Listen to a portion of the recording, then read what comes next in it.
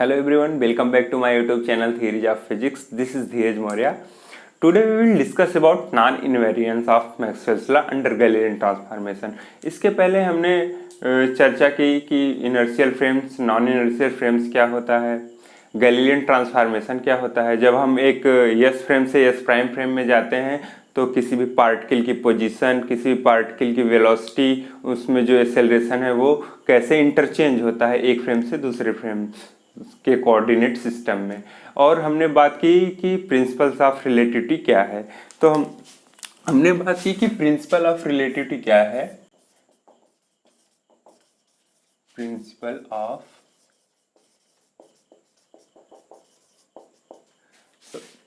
Laws of nature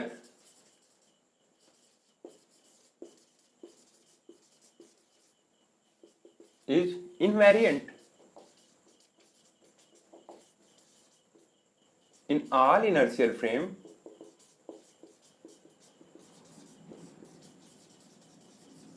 under GT। तो मतलब प्रकृति के जो नियम हैं, प्रकृति के जो लॉज हैं, वो गैलीलियन ट्रांसफॉर्मेशन के तहत अपरिवर्तित रहते हैं सभी इनर्शियल फ्रेमों में। इनर्शियल फ्रेम्स मतलब जिसमें न्यूटन्स फर्स्ट लॉ अप्लाई होता है। तो और प्रकृति का नियम कहने का मतलब कि जैसे आप क्लासिकल मैकेनिक्स की बात करें तो Newton second law, Newton third law, और तरह तरह के हम एक्सपेरिमेंट करते हैं क्लासिकल मैकेनिक्स के, और तरह तरह की एक्टिविटी सभी इनर्शियल फ्रेमों में एक जैसी होती है। तो लेकिन हमारी लाइफ केवल न्यूटन्स लॉ से ही तो नहीं गवर्न होती, केवल न्यूटन्स लॉ से ही तो नहीं चलती। हमारी लाइफ के अंदर में बहुत और सारी चीज़ें हैं, जैसे इलेक्ट्रिक चार्ज है, इलेक्ट्रिक फील्ड्स है, मैक्सवेल्स लॉ है, कूलॉम्स लॉ है। तो क्या ये सब भी गैलीलियन ट्रांसफॉर्मेशन के तहत सभी इनर्शियल फ्रेमों में इनवेरिएंट रहते हैं कि नहीं? तो आज का हमारा टॉपिक यही है कि हम ये देखेंगे कि मैक्सवेल्स लॉ जो है, इलेक्ट्रिसिटी, इलेक्ट्रोमैग्नेटिज्म के जो लॉज हैं वो इनर्शियल फ्रेमों में, सभी इनर्शियल फ्रेमों में इनवेरिएंट रहते हैं कि नहीं रहते हैं। जैसे हमने देखा था, हमने बात की थी कि F equal to m a, हमारा F equal to m a जो था, ये सभी इनर्शियल फ्रेमों में इनवेरिएंट था। तो हम इसको ऐसे लिखे थे कि F prime equal to m prime, m prime a prime. ठीक है, तो ये हमारा न्यूटन सेकेंड लॉ था और जो इनवेरिएंट था। लेकिन अब हमें बात, और गैलीलियन ट्रांसफॉर्मेशन इक्वेशन हमारा क्या था कि x prime equal to x minus v t, ठीक है, और y prime equal to y, z prime equal to z, और t prime equal to t। ये हमारा Galilean transformation equation for position था। और वेलोसिटी का इक्वेशन क्या था, इसको हमने डिफरेंशिएट करके अपने किसी पार्टिकल की वेलोसिटी ट्रांसफॉर्म इक्वेशन लिखा था। तो आप इसको डिफरेंशिएट कर देंगे तो हमको वेलोसिटी मिल जाएगी। तो ये वेलोसिटी का x कंपोनेंट है, ux prime equal to ux minus v क्या था कि जिस वेलोसिटी से यस प्राइम फ्रेम किसी दिशा में, किसी डायरेक्शन में आगे की तरफ बढ़ रहा था। ठीक है फ्रेंड्स, उसके बाद हमारा y कंपोनेंट वही हो जाएगा। जब इसको आप डिफरेंशिएट करेंगे तो ये हो गया uy, एंड uz प्राइम हमारा हो जाएगा uz, and t prime equal to t। ठीक है, ये हमारा वेलोसिटी ट्रांसफॉर्मेशन इक्वेशन था। और अगर आपको एक्सेलरेशन चाहिए तो आप इसको फिर से एक बार डिफरेंशिएट कर देंगे तो आपको एक्सेलरेशन मिल जाएगा, क्योंकि हम किसी भी पोजीशन को, किसी भी डिस्टेंस को अगर टाइम के रिस्पेक्ट में डिफरेंशिएट करें तो हमें वेलोसिटी मिलती है, और वेलोसिटी को भी अगर टाइम के रिस्पेक्ट में हम डिफरेंशिएट कर दें तो हमें एक्सेलरेशन मिल जाएगा। ठीक है, अब बात आती है मैक्सवेल्स लॉ। तो जैसे मैक्सवेल्स लॉ क्या है कि जैसे हम बहुत तरह के रूल्स पढ़ते हैं अपनी लाइफ के अंदर में, जैसे इलेक्ट्रिक चार्जेस से संबंधित कूलॉम्स लॉ पढ़ते हैं। तो कूलॉम्स लॉ क्या हो गया हमारा, F इक्वल टू, जैसे दो पॉइंट चार्जेस हैं और उनके बीच क्या कैसा फोर्स वर्क कर रहा है, वो एक दूसरे पे कैसे फोर्स अप्लाई कर रहे हैं। हालांकि कोई पॉइंट चार्ज दूसरे पॉइंट चार्ज पे फोर्स अप्लाई करता ही नहीं है, असल बात यह है कि पॉइंट चार्ज जो है एक इलेक्ट्रिक फील्ड जनरेट करता है और उस इलेक्ट्रिक फील्ड के द्वारा उस आवेश पे बल लगाया जाता है। ऐसा नहीं है कि कोई एक पॉइंट चार्ज दूसरे पॉइंट चार्ज पे force of attraction, force of repulsion, ये सारे फोर्सेस सप्लाई करता हो, नहीं। वो जो भी फोर्स किसी पॉइंट चार्ज पे लग रहा है, चाहे वो अट्रैक्शन का हो चाहे रिपल्सन का हो, वो किसी दूसरे पॉइंट चार्ज की वजह से नहीं लगता है, वो दूसरे पॉइंट चार्ज के फील्ड की वजह से लगता है, जो उसके पास आसपास वो अपना फील्ड क्रिएट करता है, उसकी वजह से लगता है। तो वो फोर्स की कैलकुलेशन अगर हम करते हैं तो हमें कूलॉम्स लॉ की जरूरत पड़ती है। तो कूलॉम्स लॉ क्या है कि Q1 Q2 upon 4 pi epsilon naught r square, और इसकी भी एक दिशा होती है जिसको हम आर कैप से डिनोट करते हैं। और इसी तरह के मैग्नेटिक फील्ड के भी बहुत सारे लॉज हैं। जैसे कोई वायर है, मान लीजिए वायर में इलेक्ट्रिसिटी फ्लो कर रही है, तो इसका जो है मैग्नेटिक फील्ड क्या होगा कि vector V equal to μ0I upon 2 pi r, and इसकी भी एक दिशा होगी, आप फाई कैप से डिनोट कर सकते हैं। अगर हम किसी लूप में मैग्नेटिक फ्लक्स देखें कि पर सेकंड कितना मैग्नेटिक फ्लक्स है, तो आप उसके लिए बता सकते हैं कि epsilon equal to d phi upon d t. और अगर आपको जो है किसी पॉइंट चार्ज फ्लो कर रहा है, उसकी मैग्नेटिक फील्ड की वजह से उस पर कितना फोर्स लग रहा है, तो आप बता सकते हैं F equal to q vector v cross vector v. तो इस तरह के ढेर सारे लॉज हैं। तो इलेक्ट्रोमैग्नेटिज्म के जो लॉज हैं उसको आप अधिकतर ये देखा गया है कि इलेक्ट्रोमैग्नेटिज्म के जितनी भी घटनाएं हैं, जितने भी एक्टिविटीज़ है, वो सब मैक्सवेल्स लॉ से गवर्न हो जाती हैं अधिकतर। तो आप इन सब को भी मैक्सवेल्स लॉ के फॉर्म में लिख सकते हैं। हालांकि हम इस पे ज़्यादा एक्सप्लेनेशन नहीं देंगे, क्योंकि जब आपका इलेक्ट्रोमैग्नेटिज्म का कोर्स आएगा तो वहाँ इन सब की ढेर सारी चर्चाएं की जाएंगी कि ये किस तरह से वर्क करते हैं, कैसे इसको डिराइव करके कैसे निकाला जाता है। तो इस तरह की ढेर सारी चर्चाएं वहाँ पे की जाएंगी। तो अभी के लिए फिलहाल इतना ही। तो आप मैक्सवेल्स इक्वेशन अगर यहाँ पे लिखें तो मैक्सवेल्स इक्वेशन इलेक्ट्रोमैग्नेटिज्म के लिए बहुत ही इंपॉर्टेंट चीज है। मैक्सवेल्स तो मैक्सवेल लॉज जो है, जैसे मैक्सवेल का पहला रूल जो है आप लिख सकते हैं कि इसको ये एक ऑपरेटर है, ये एक ऑपरेटर है जिसको नेबुला कहते हैं। तो अगर ये किसी भी वेक्टर के साथ डॉट प्रोडक्ट बनाता है तो उसको हम ग्रेडियंट बोलते हैं, और अगर किसी भी वेक्टर से अगर ये क्रॉस में है तो उसको हम कर्ल बोलेंगे, अगर डॉट में है तो ग्रेडियंट बोलेंगे। जैसे ग्रेडियंट ऑफ ई ये होता है रो अपान एप्सिलॉन नॉट, ये मैक्सवेल्स का फर्स्ट लॉ है। और कर्ल ऑफ ई क्या होता है हमारा? कर्ल ऑफ ई होता है कि minus del V upon del t, इस तरह की। और अगर आप ग्रेडियंट ऑफ भी निकालें, इसको ग्रेडियंट ऑफ भी निकालें तो ग्रेडियंट ऑफ भी हमारा 0 आता है। अगर आप ग्रेडियंट ऑफ कर्ल ऑफ भी निकालें तो ये आता है mu naught J plus mu naught epsilon naught del E upon del t. ये चारों मैक्सवेल्स लॉज हैं जिनसे इलेक्ट्रोमैग्नेटिज्म की ढेर सारी घटनाएं जनरली गवर्न हो जाया करती हैं। तो हम इसके बारे में भी ज़्यादा एक्सप्लेनेशन नहीं देंगे, हम इलेक्ट्रोमैग्नेटिज्म में इसकी ढेर सारी चर्चाएं करेंगे। और इनको अगर आप वेव इक्वेशन के फॉर्म में लिखें तो आप वेव इक्वेशन के फॉर्म में क्या लिख सकते हैं कि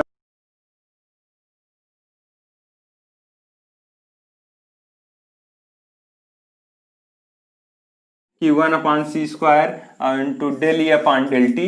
ठीक है फ्रेंड्स।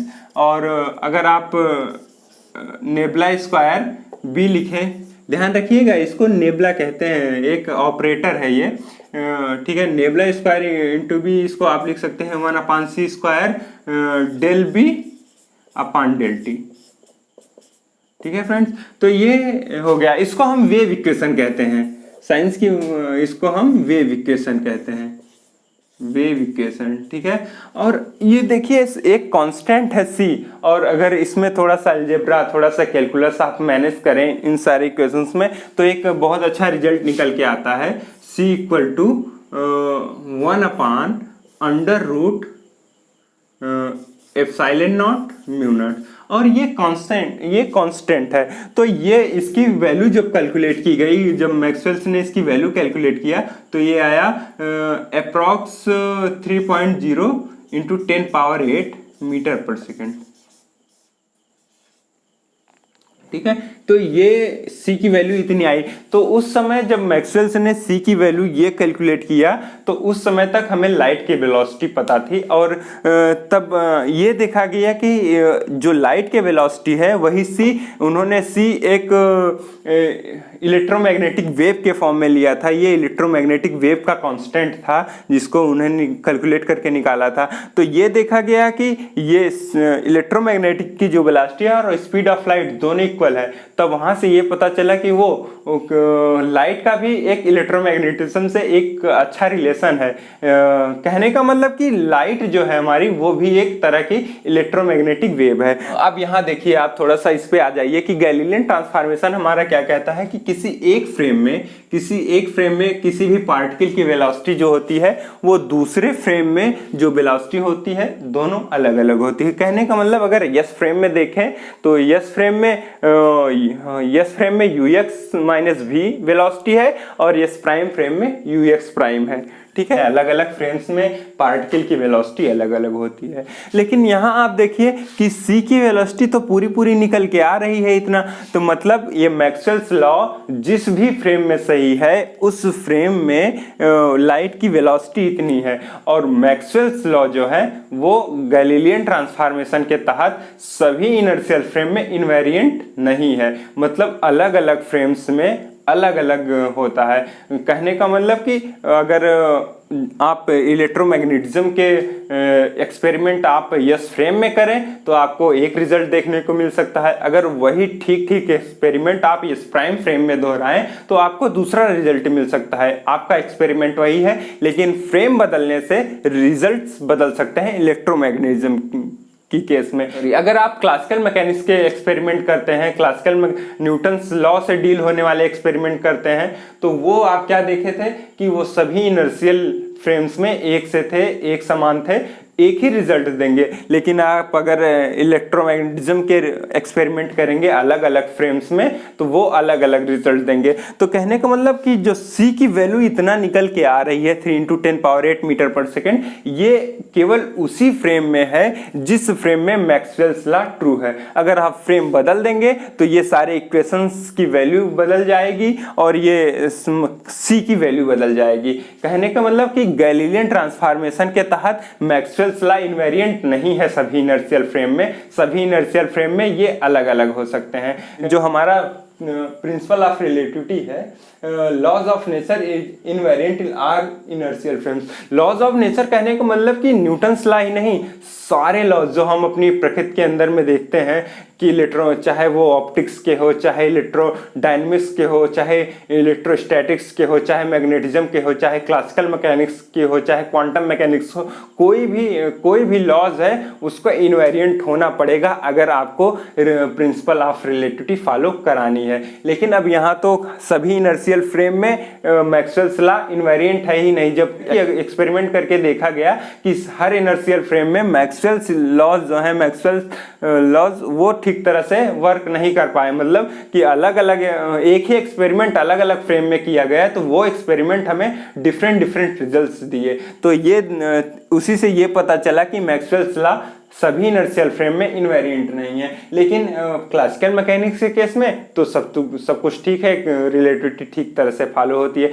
तो हमारी जो प्रिंसिपल ऑफ रिलेटिविटी है कि laws of nature is invariant in all inertial frame under Galilean transformation, क्या अब ये यहाँ लागू नहीं हो पा रही है? या तो अब हमारे पास दो केसेस बचे, या तो मैक्सवेल्स इक्वेशन गलत है या हमारी रिलेटिविटी गलत है। और अगर या हमने जो ट्रांसफॉर्मेशन इक्वेशंस बनाए हैं गैलीलियन ट्रांसफॉर्मेशन इक्वेशन वो गलत है। लेकिन अगर गैलीलियन ट्रांसफॉर्मेशन गलत है तो न्यूटन्स लॉ भी गलत हो सकते हैं, क्योंकि न्यूटन्स लॉ को यूज करके ही हमने अपना गैलीलियन ट्रांसफॉर्मेशन बनाया था। तो अगर आप मैक्सवेल्स लॉ को गलत माने तो जो इलेक्ट्रोमैग्नेटिज्म की जो ढेर सारी इवेंट्स हैं, जो ढेर सारे एक्सपेरिमेंट हैं जो इनसे गवर्न होते हैं, तो वो भी गलत हो सकते हैं। और अगर आप गैलीलियन ट्रांसफॉर्मेशन को गलत माने या प्रिंसिपल ऑफ रिलेटिविटी को गलत माने तो न्यूटन्स लॉ गलत हो सकते हैं। 19वीं शताब्दी के लास्ट तक ये सारी चीजें हो गई थी। तब उस समय के लिए ये बहुत हॉट टॉपिक था कि सभी ये खोजने में लगे थे कि क्या मैक्सवेल्स इक्वेशन गलत है, क्या न्यूटन्स लॉ गलत है, क्या हमारा गैलीलियन ट्रांसफॉर्मेशन इक्वेशन गलत है, या फिर हमारी रिलेटिविटी ही गलत है, कि ऐसा नहीं होना चाहिए। लेकिन रिलेटिविटी गलत नहीं हो सकती, क्योंकि हमने बहुत पहले से ही न्यूटन्स लॉ पढ़े चले आ रहे हैं और उनको सही चीज़ें न्यूटन्स लॉ से गवर्न हो रही हैं। तो अगर रिलेटिविटी गलत है, क्योंकि F=ma जो है सभी इनर्शियल फ्रेम में इक्वल था और उसी से इसलिए वो प्रिंसिपल ऑफ रिलेटिविटी का फॉलो कर रहा था। लेकिन यहाँ पे कुछ और ही है। तो मैक्सवेल्स इक्वेशन जो है गैलीलियन ट्रांसफॉर्मेशन के तहत सभी इनर्शियल फ्रेम में इनवेरिएंट नहीं है।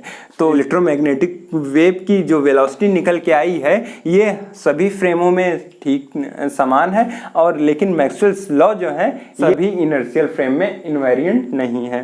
कहने का मतलब कि जिस फ्रेम में मैक्सवेल्स लॉ जो है सही है वही एक एब्सोल्यूट फ्रेम है। ये उस समय की बात हो रही है जब 19वीं शताब्दी के आखिरी दशक चल रहा था। आपकी एक एब्सोल्यूट फ्रेम माना गया उस टाइम की कोई ना कोई एक एब्सोल्यूट फ्रेम होगा जिसमें मैक्सवेल्स लॉ, न्यूटन्स लॉ, सारे लॉज जो हैं सही होंगे, कि वो एब्सोल्यूट फ्रेम वही सिंगल इनर्शियल फ्रेम है। बाकी अब यहाँ प्रिंसिपल ऑफ रिलेटिविटी गई, अब केवल यही खोजा जाने लगा कि अलग अलग फ्रेम में लाइट की वेलोसिटी तो अलग अलग होगी, क्योंकि गैलीलियन ट्रांसफॉर्मेशन हमने न्यूटन्स लॉ से निकाले हैं और न्यूटन्स लॉ को तो कोई काट ही नहीं सकता है, आप ये समझिए। तो न्यूटन्स लॉ को यूज करके हमने गैलीलियन ट्रांसफॉर्मेशन बनाया है, और गैलीलियन ट्रांसफॉर्मेशन में आप किसी पार्टिकल की वेलोसिटी देखिए कि अलग अलग फ्रेम्स में अलग अलग होती है, लेकिन यहाँ की सभी फ्रेम में जो स्पीड ऑफ सी है वो इक्वल है।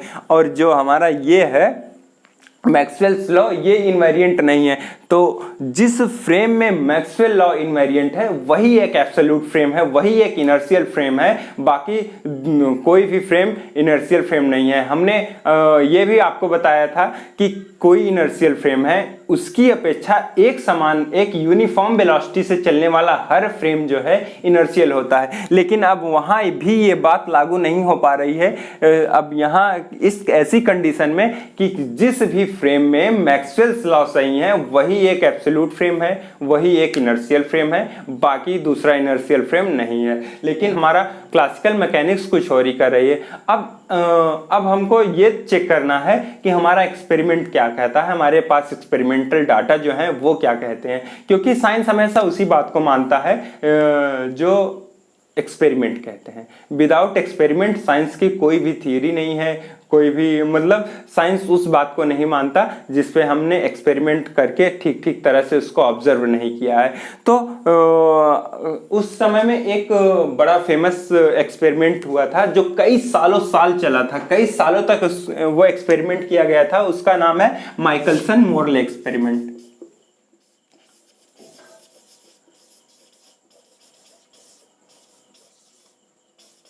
Michelson Morley experiment. अब ये देखना है कि माइकलसन मोरले ने क्या किया, इनका ऑब्जेक्ट क्या था। इनका ऑब्जेक्ट मैं आपको बता दूं कि इनका ऑब्जेक्ट क्या था कि जो एब्सोल्यूट फ्रेम हम लोग मान रहे हैं जिसमें मैक्सवेल्स लॉ सही है, जिनमें स्पीड ऑफ लाइट इतनी है, किसी इलेक्ट्रोमैग्नेटिक वेव की लाइट 3 × 10⁸ मीटर पर सेकेंड है, वो एब्सोल्यूट फ्रेम उसको एक हाइपोथेटिकल है, हालांकि वो फ्रेम हाइपोथेटिकल माना गया और उसको नाम दिया गया ईथर फ्रेम। उसको नाम दिया गया ईथर फ्रेम, ईथर फ्रेम ये माना गया कि ये एक ईथर फ्रेम है, एक मीडियम है जो हर जगह विद्यमान है। लेकिन अब ये हाइपोथेटिकल था, तो इसको लोग खोजने में लग गए कि ये मीडियम, ये फ्रेम कहाँ है, हम उस तक कैसे पहुँचे। तो इसी मीडियम को निकालने के लिए, या इस मीडियम हमारी अपेक्षा ये मीडियम कितना स्पीड से किस डायरेक्शन में चल रहा है, या उसकी अपेक्षा हम लोग किस डायरेक्शन में, किस दिशा में चल रहे हैं, हमारी अर्थ किस तरह से मूव कर रही है, तो यही सारी चीज़ें को खोजने के लिए माइकलसन मोर्ले ने एक एक्सपेरिमेंट डिज़ाइन किया, जिसमें उन्होंने लाइट का यूज़ किया है। उसकी चर्चा हम अपने अगले लेक्चर में करेंगे। तो उन्होंने ये एक्सपेरिमेंट कई सालों तक दोहराया, एक ही टाइम में नहीं कि चलो हाँ ठीक है हमने लेबोरेटरी बना दी, वहाँ ऑपरेटर सेट करके एक रिजल्ट निकाल दिया। हाँ, ये एक्सपेरिमेंट कई सालों तक चला है और अलग अलग पोजीशन पे रख के, अलग अलग जगहों पे रख के ये एक्सपेरिमेंट किया गया और देखा गया कि क्या ऑब्जर्वेशन आता है। इनका ऑब्जेक्ट यही था कि जो ये ईथर फ्रेम है उसमें हमारी जो अर्थ की जो वेलोसिटी है वो कितनी है, जिससे अगर हमारी अर्थ की वेलोसिटी पता चल जाती तो वो ईथर फ्रेम हमारी अपेक्षा किस डायरेक्शन में कितनी वेलोसिटी से चल रहा है ये पता चल जाता, तो हम आसानी से उस ईथर मीडियम को, ईथर इनर्शियल फ्रेम को आसानी से पहुंच जाते हैं। अब यहाँ रिलेटिविटी गई, रिलेटिविटी की कोई बात नहीं है, सभी लोग यही चीज़ खोजने में लगे थे कि क्या एक्चुअल में सी की जो वेलोसिटी है हर फ्रेम में इक्वल हो रही है कि नहीं, या जो ईथर फ्रेम है हमारा उसमें हमारी स्पीड की, हमारी अर्थ की क्या वेलोसिटी है, क्या है, कैसे है। तो हम माइकलसन मोर्ले एक्सपेरिमेंट अपनी अगली क्लास में डिस्कस करेंगे। ये बहुत ही इंपॉर्टेंट एक्सपेरिमेंट है। इसी एक्सपेरिमेंट से ये पता चला कि ईथर बहुत ढेर सारी चीज़ें सामने निकल के आई जो हमारे पास जितने भी उस समय कन्फ्यूजन्स थी कि मैक्सवेल्स लॉ सही है कि नहीं, न्यूटन्स लॉ सही है कि नहीं, गैलीलियन ट्रांसफॉर्मेशन सही है कि नहीं, हमारी प्रिंसिपल ऑफ रिलेटिविटी सही है कि नहीं। तो ये ढेर सारी समस्याओं का समाधान हमें माइकलसन मोर्ले एक्सपेरिमेंट से मिल जाता है। तो माइकलसन मोर्ले की एक्सपेरिमेंट की चर्चा हम अपनी अगली क्लास में चलेंगे। तब तक के लिए बाय बाय, हैप्पी लर्निंग।